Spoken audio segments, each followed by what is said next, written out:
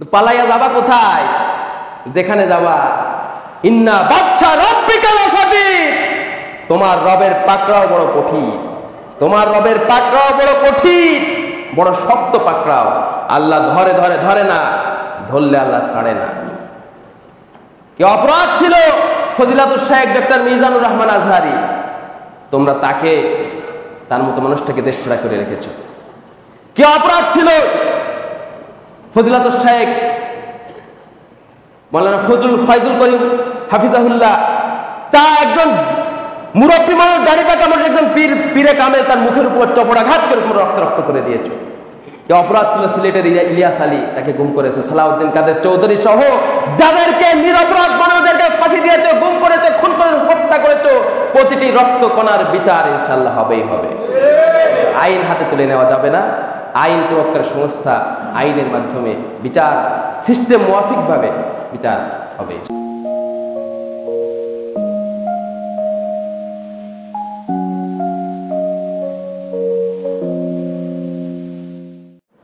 হাজিরি দেখেননি ওই যে একজন 13টি বছর পর্যন্ত not only Bangladesh but also all over the world, সারা বিশ্বের যিনি একজন ডায়মন্ড ছিলেন, ডায়মন্ড হীরকখণ্ড, সেই মানুষটিকে রাষ্ট্রদ্রোহী মামলা দেওয়া যেত, তাকে দেওয়া হলো, বানানো হলো চোর, ডাকাত, হত্যাকারী, ধর্ষণকারী বানিয়ে তাকে বছরের পর বছর 13টি বছর জেলের ভিতর অন্ধকারের ভিতর, কন্টেম সেলের ভিতর, মৃত্যু সেলের ভিতর রেখে রেখে রেখে রেখে শেষ পর্যন্ত তাকে হত্যা করা হলো। শহীদ আল্লামা দেলোয়ার হোসেন সাঈদী রহমান, তার গরম নাকের গরম নিঃশ্বাস এখনো পর্যন্ত বাংলার জমিনের ভিতরে ভেসে বেড়াচ্ছে, আকাশে বাতাসে।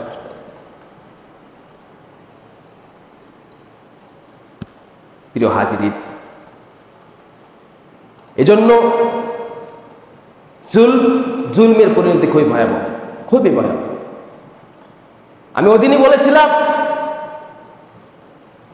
নির্মমতা, নির্যাতন, নিষ্পেষণ থাকতেই পারে, মানুষ করতেই পারে, কিন্তু এই যেটা সীমা লঙ্ঘন, সীমাহীন নির্যাতন, নিষ্পেষণ, অনাচার, অবিচার, আমি যেন বারবার বলতাম, যখন কারবালার প্রান্তরে যে নির্মমতা হয়েছিল ইমাম হুসাইনের সাথে, এর পরবর্তীতে 200 বছর পরে যখন আর এজিদের বংশ থেকে বা ওই বংশের ক্ষমতা যখন অন্য বংশের হাতে চলে গিয়েছিল, তখন এমন একটা সময়, এমন একটা প্রেক্ষাপট এসেছিল 200 বছর পরে, সেই সময় যদি এজিদের বংশের কাউকে পাওয়া হতো, তখন ধরে ধরে গলা কেটে হত্যা করা হতো 200 বছর পরে। আর যদি জানা হতো এখানে এজিদের বংশের কোনো লাশ এই কবরের ভিতর আছে, লাশকে উঠায় হাড্ডি গুড্ডি পর্যন্ত পোড়ানো হতো। বলতাম যে এমন অবস্থা তৈরি করেন না যে মানুষ এই পরিস্থিতি আপনাদেরকে তৈরি করে। আমার বন্ধুরা, আল্লাহ রাব্বুল আলামিন একটা পরীক্ষায় আমাদেরকে ফেলেছিলেন। পরীক্ষার ভিতরে আমাদের ভাইরা, নিরপরাধী শত শত ভাইদেরকে হত্যা করা হয়েছে, গুম করা হয়েছে।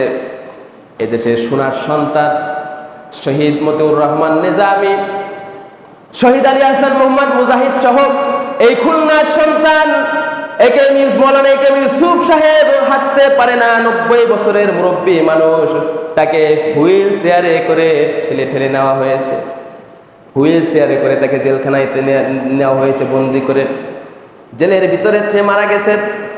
এভাবে মানুষগুলাকে, সোনার মানুষগুলাকে হত্যা করা হয়েছে, অগণিত গুম করা হয়েছে, খুন করা হয়েছে, হত্যা করা হয়েছে, পঙ্গু করা হয়েছে, ঘর বাড়ি ছেড়ে থাকতে হয়েছে, অর্থনৈতিকভাবে পঙ্গু করে দেওয়া হয়েছে। এভাবে নানান ভাবে পরীক্ষা শেষ প্রান্তে এসে ধৈর্যের যখন চূড়ান্ত পরীক্ষা মানুষ দিয়ে দিয়েছে, মানুষের দোয়া আল্লাহ কবুল করে ফেলেছে, জালিমরা যখন সীমালঙ্ঘন করে ফেলেছে, আল্লাহ রাব্বুল আলামিন তখন চূড়ান্ত বিজয় প্রদান করে দিয়েছেন।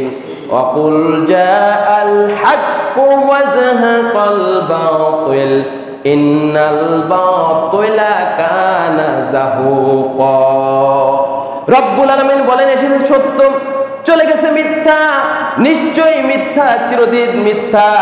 এসেছে সত্য, চলে গেছে মিথ্যা, নিশ্চয়ই মিথ্যা চিরদিন মিথ্যা। প্রিয় ভাইয়েরা আমার, অত উপরে যাওয়ার দরকার নাই। আপনারা কাছাকাছি এই অঞ্চলে যেখানে আপনারা বসবাস করেন সেখানেও যদি আপনারা তাকান, আশপাশে যারা মাফিয়া ডনেরা তারাও কি করেছিল, কি অন্যায় অবিচার আপনাদের উপরে, জুলুম শোষণ আপনাদের উপর করেছিল, আমাদের উপর চালিয়েছিল।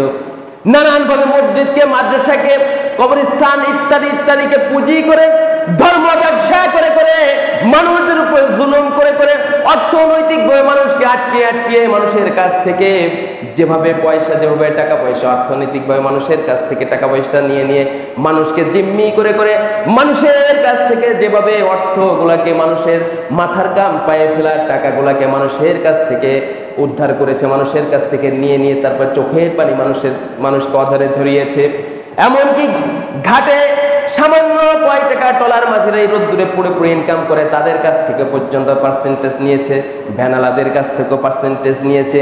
আমি নিজে চোখে দেখেছি এই যে পুলিশতন্ত্র, পুলিশি রাষ্ট্র যখন ছিল, এই পুলিশেরা 10 টাকা পর্যন্ত আমি দেখেছি অটোওয়ালা রিক্সাওয়ালাদের কাছ থেকে, আমি নিজের চোখ দিয়ে দেখেছি 10 টাকাও পর্যন্ত ঘুষ নিয়েছে। ঠিক কিনা বলে? এদের নিবৃতে নির্জনের চোখের পানি, চোখের জল, এদেশে সোনার সন্তান মরহুম প্রফেসর গোলাম আজম স্যার রহমাহুল্লাহর ছেলে ব্রিগেডিয়ার জেনারেল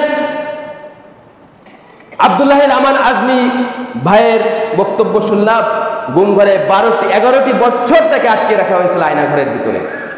11টি বছর একটি ঘরের ভিতরে, কবরের ভিতরে আটকে রাখা হয়েছিল।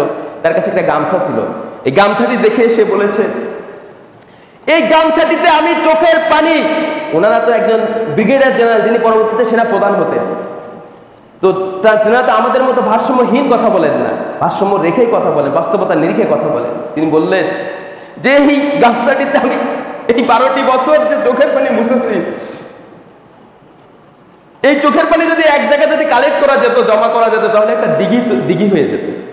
তাহলে একজন মানুষের চোখের পানি যদি এমন হয়, তাহলে কত লাখ লাখ লাখ কোটি মানুষের চোখের পানি এরকম গুম খুন।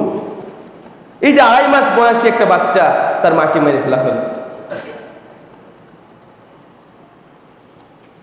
আমার ভাইয়েরা, আল্লাহ রাব্বুল আলামিন বলেন, ইযা জাআ নাসরুল্লাহি ওয়াল ফাth ওয়া রাআইতান নাসা ইয়াদখুলুনা ফি দীনিল্লাহি আফওয়াজা ফাসাব্বিহ বিহামদি রাব্বিকা ওয়াস্তাগফিরহু ইন্নাহু কানা তাওয়াবা।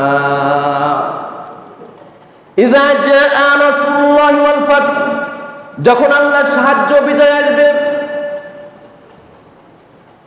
ওয়া রাআইতান নাসা ইয়াদখুলুনা ফি দীনিল্লাহি আফওয়াজা, তখন আপনি দেখবেন দলে দলে মানুষেরা ইসলামের ভিতরে প্রবেশ করছে, দ্বীনের ভিতরে প্রবেশ করছে। ইযা জাআ নাসরুল্লাহ, ইযা যখন, ইযা এটা শর্তের হরফ, কিন্তু আরবি গ্রামারে এটা অনেক সময় নিশ্চয়তার অর্থে ব্যবহৃত হয়। এখানে নিশ্চয়ের অর্থে ইন্না অর্থে ব্যবহৃত হয়েছে। অর্থাৎ আল্লাহ পাক বলছেন ইযা জাআ নাসরুল্লাহি ওয়াল ফাth, নিশ্চয় আল্লাহর বিজয় আসবেই। আর আল্লাহর বিজয় আসলে আপনারা দেখতে পারবেন, আল্লাহর সাহায্য আসলে দেখতে পারবেন দলে দলে মানুষ ইসলামের ভিতরে প্রবেশ করছে। ওয়ারাআইতান নাসা ইয়াদখুলুনা ফি দীনিল্লাহি আফওয়াজা ফাসাব্বিহ বিহামদি রাব্বিকা ওয়াস্তাগফির ইন্নাহু কানা তাওয়াবা। ফাসাব্বিহ বিহামদি রাব্বিকা ওয়াস্তাগফির, বিজয় যখন হবে, বিজয় হয়ে গেলে তোমরা কি করবে? আল্লাহর ফাসাব্বিহ, আল্লাহর তাসবিহ করবে, বিহামদি, আল্লাহর প্রশংসা করবে, রাব্বিকা ওয়াস্তাগফিরহু, আল্লাহর কাছে তোমাদের ভুল ত্রুটির জন্য ক্ষমা চাইবে, ইস্তেগফার করবে। আমার ভাইয়েরা, বিজয় হয়ে গেছে, উল্লাসে মাতোয়ারা হয়ে, পাগল পারা হয়ে গিয়ে আমরা যেন এমন কোনো কাজ করি না যেটা দ্বারা আল্লাহ পাক আমাদের উপর অসন্তুষ্ট হয়। আল্লাহ পাক আবার যেন আমাদের উপর কোনো প্রকার জগদ্দল পাথর, আমাদের উপর কোনো জুলুম তন্ত্র যেন চাপিয়ে না দেয়, এমন অবস্থা যেন আমরা না করে আইন হাতে তুলে না নেই। তবে হ্যাঁ, আইনের মাধ্যমে, আইনের বেড়াজালে ফেলে আইন প্রয়োগ সংস্থার মাধ্যমে বিচার হবে। অন্যায় যারা করেছে তাদের বিচার হবেই হবে, হতেই হবে। কারণ মক্কা বিজয়ের সময় আল্লাহর নবী কোরআনের আয়াত পড়ে জানিয়ে দিয়েছেন, লা তাসরিবু আলাইকুমুল ইয়াউম, আজকে তোমাদের উপর কারো কোনো অভিযোগ নাই, আজকে তোমাদের উপর কোনো প্রকার অভিযোগ নাই, সবাইকে সাধারণ ক্ষমা ঘোষণা করে দেওয়া হলো। আল্লাহ নবী সাধারণ ক্ষমা ঘোষণা করেছিলেন, কিন্তু বলেছিলেন 5 জন নারী আর 6 জন পুরুষ, 11 জনের কথা বলছিলেন, এদের কোনো ক্ষমা নাই। এরা এত নিকৃষ্টতম, জঘন্যতম অত্যাচারী, জঘন্যতম সীমা লঙ্ঘনকারী, এদের কোনো ছাড় হবে না। এরা যদি কাবার গিলাফ ধরেও থাকে, তাও এদেরকে যে জায়গা পাবা সেই জায়গা হত্যা করবা। সুতরাং আপনারা পাগল হয়েন না, অধৈর্য হয়েন না। তখন তো সংখ্যায় স্বল্প ছিল, আজকে তো সংখ্যায় স্বল্প নাই, আজকে তো অনেক সংখ্যাধিক্য। সুতরাং 5 5 আর 6 11, এখনো হবে 1100, তাই না? সুতরাং এই 1100 ছাড় হবে না ইনশাআল্লাহ। আইন প্রয়োগকারী সংস্থা যেখানে আছে সেখান থেকে খুঁজে বের করে, ইন্দুরের গর্ত থেকে খুঁজে বের করে এনে ফাঁসিতে লটকায় তারপরে এদের বিচার করা হবে ইনশাআল্লাহ। এক ইমাম ছিল, মানে এক মসজিদের এক ইমাম ছিল না। ইমাম অনেক সময়, অক্তের সময় ইমামরা এদিক ওদিক যায় না কাজে, তা মসজিদে ইমাম ছিল না। এখন একজন লোক গেছে বিয়ে বাড়ি বেড়াতে, কয়েকদিন আগে আবার উমরা করে আসছে। উমরা করে আসার পরে এখন জুব্বা একটা নিয়ে আসছে। সৌদি আরব থেকে আসার সময় তো আমরা তসবিহ, খুরমা, আতরা, সুরমা এগুলো নিয়ে আসি, জুব্বা, হাবা কাবা এ যা আছে এগুলো নিয়ে আসি। তা ভালো জুব্বা পড়ছে, মাথায় হাজির রুমাল লাগায় ঘুরে বেড়াচ্ছে, গেছে বিয়ে বাড়ি বেড়াতে। তা গিয়ে মসজিদে নামাজে গেছে, মাগরিবের নামাজে, যে দেখে যে ইমাম সাহেব নাকি সবাই বলতেছে এই যে নতুন একজন বড় হুজুর আসছে, ইনাকে দেন, ইনি পারবে। বলছে না ভাই, আমি হুজুর টুজুর নামে সাদা হুজুর, আমি ইমাম টিমাম না, আমি ইমামতি করতে পারি না। হয় না, যে পারে সে ওর আমি বলে জান হবে না, জোর করে ঠেলে ঠেলে যে বলে এরকম হয়। ও তো সত্যি কিছু পারে না। এখন ইমাম তো ইমাম যেই মাগরিবের নামাজে প্রথম রাকাতে সূরা ফাতিহার সাথে নাচ পড়ে ফেলেছে, সূরায় নাচ পড়ে ফেলেছে। এখন নাচ পড়ে এবার সিজদা যায়, চিন্তা করছে ওর পরে রাকাতে কি পড়বো, আর তো কোনো সূরাও যায় না, নাচের পরে বা কি পড়বো। কিছুক্ষণ চিন্তা ভাবনা করে সিজদাতে হালকা মাথা উঠে দেখে যে সামনে ফাঁকা জায়গা, মানে ওই বেড়াকাঠির আগে, মানে আপনার ওই যে বাংলা ঘরের যে ছিল, আপনার কুড়ে ঘর টাইপের যে মসজিদটা ছিল না, ওরকম সামনে ফাঁকা জায়গা, ওই সিজদায় জনগণের ফেলায় রেখে দিচ্ছে, দৌড় দিয়ে চলে গেছে। পরে মুসল্লিদের সাথে বাজারে দেখা, ভাই আপনি আমাদের ফেলায় রেখে চলে আসলেন কেন? বলছি না আমি অযোগ্য ইমাম, আমার কোনো যোগ্যতার আমি কিছু জানি না, আমাকে জোর করে দিলেন কেন? এই জন্যই তো ফেলায় রেখে চলে আসছে। এবং আজও যারা অযোগ্য জোর করে ক্ষমতায় গিয়েছে, ইমামতি করছে, তারা জোর যাওয়ার পরে রুকু থেকে কোনো মতে সূরায় নাচ পড়ে রুকু থেকে যায় সিজদায় গেছে। এখন সিজদা থেকে মাথা উঠে 2-1 পালাইছে, আর বাকিরা বলছে পালানোর পথ খুঁজছে, আর বলছে পালা রে পালা, জলদি পালা, নইলে তোদের গলায় জুতার মালা। পালা রে পালা, জলদি পালা, নইলে তোদের গলায় জুতার মালা। হক আসছে, বাতিল তো কাঁপছে, এবার হলো প্রতিশোধের পালা। পালা রে পালা, জলদি পালা, নইলে তোদের গলায় জুতার মালা। ঠিক কিনা বলে? পালাইয়া যাবা কোথায়? যেখানে যাবা ইন্না বাদশা রাব্বিকা লাশাদীদ, তোমার রবের পাকড়াও বড় কঠিন, তোমার রবের পাকড়াও বড় কঠিন, বড় শক্ত পাকড়াও। আল্লাহ ধরে ধরে ধরে না, ধরলে আল্লাহ ছাড়ে না। কি অপরাধ ছিল ফজিলাতুল শেখ ডক্টর মিজানুর রহমান আজহারি, তোমরা তাকে, তার মতো মানুষটাকে দেশ ছাড়া করে রেখেছ। কি অপরাধ ছিল ফজিলাতুল শেখ মাওলানা ফয়জুল করিম হাফিজাহুল্লাহ, তা একজন মুরব্বী মানুষ, দাড়ি কাটা মানুষ, একজন পীরে কামেল, তার মুখের উপর চপড়াঘাত করে রক্ত করে দিয়েছ। কি অপরাধ ছিল সিলেটের ইলিয়াস আলী, তাকে গুম করেছে। সালাউদ্দিন কাদের চৌধুরী সহ যাদেরকে নিরপরাধ মানুষদেরকে ফাঁসি দিয়েছে, গুম করেছে, খুন করে হত্যা করেছে, প্রতিটি রক্ত কণার বিচার ইনশাআল্লাহ হবেই হবে। আইন হাতে তুলে নেওয়া যাবে না। আইন প্রয়োগকারী সংস্থা আইনের মাধ্যমে বিচার, সিস্টেম মুয়াফিক ভাবে বিচার হবে।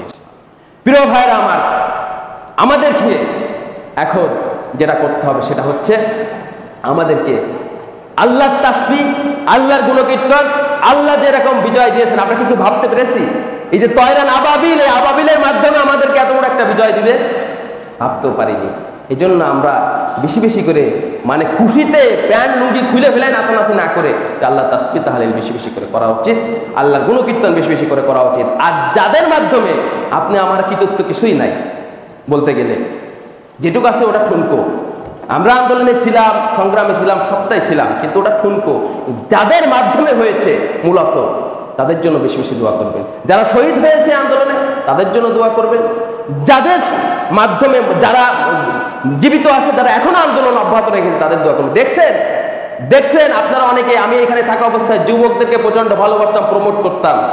কি যুবকেরা তো অধিকাংশ আছে এখানে, যুবকদের প্রমোট করতাম, ভালোবাসতাম, বুকে আলিঙ্গন করতাম, তাদেরকে কাছে কাছে টানতাম। এই জন্য মুরব্বীরা অনেক সময় রাগ করতো, এত যুবকরা আপনার আশপাশে কেন? আজকে আপনারাই তার সাক্ষী। দেখেন পাথরের উপর ফুল ফুটায় কারা, পাহাড় কেটে রাস্তা তৈরি করে কারা, সাগরের উত্তাল তরঙ্গের ঢেউকে ফিরিয়ে দেয় কারা, যে জগদ্দল পাথর জুলুম করতো জীবনে কোনো ভাবতেও পারেননি জীবনে 100 বছরে পরিবর্তন আসবে কিনা, সেই পরিবর্তন করে দিল আজকে কারা।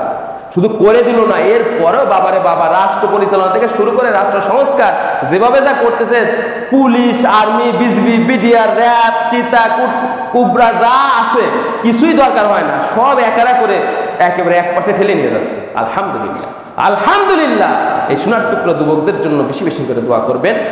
আর সব জায়গায় আপনার শুধু রাষ্ট্র সংস্কার না, সব কিছু সংস্কার দরকার। মসজিদ, মাদ্রাসা থেকে শুরু করে যত জায়গা আছে, এলাকা, সব জায়গাতে আপনারা ভালো ভালো মানুষদেরকে সংস্কার করবেন। সব জায়গাতে আপনারা মিলেমিশে বসবাস করবেন। আর ছোট্ট একটা অনুরোধ, এইখানে একটা ছোট যে মাদ্রাসাটা আছে, মাদ্রাসা সুন্দরভাবে চালাবেন। এই মাদ্রাসাটার যে নামকরণ আছে, এটা আমার ব্যক্তিগত, কেউ বলেও না কিছু না, আমার মনে হয় এত বড় একটা নাম, মানুষ এত এলাকাবাসীর এত দায় থেকে নিয়ে এত বড় নাম উচ্চারণ করে তারপরে মাদ্রাসাটির নাম নিবে। সুতরাং আপনারা পারলে এই মসজিদের নামে আপনার নামকরণ করবেন, ভালো একটা নাম দিয়ে বা কিছু, আমার ব্যক্তিগতভাবে করলাম।